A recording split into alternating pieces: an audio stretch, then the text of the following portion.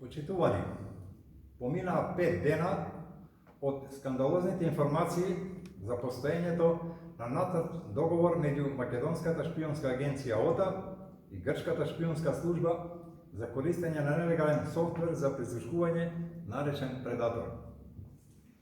Единствена Македонија и народот со неверување слуша за постоење нелегален софтвер за прислушкување, што со други зборови значи директна потврда дека македонските шпионски служби се уште вршат нелегално прислушкување на политичките противници во земјата.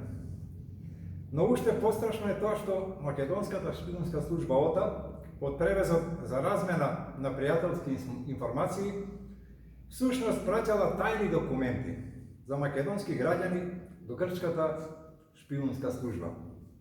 Ја користам приликата да повторам за случајот од 17 јуни годинава, кога членови на раководството на Единствена Македонија им беа изречени 3-годишни забрани за влезот како 5 часа бевме малтретирани со информативни разговори од цивилни агенти на грчките служби.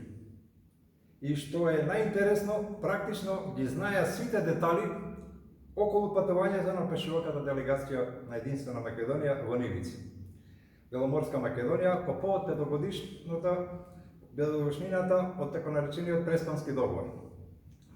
Ова не смее да помине нерасчистено.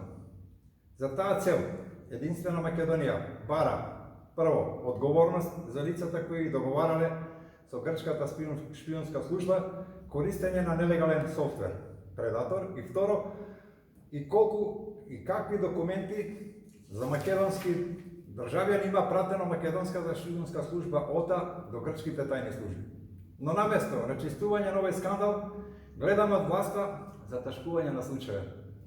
Единствена Македонија ветува дека одговорност за нелегално прислушкување на политичките противници мора да има и ќе има. Благодарам.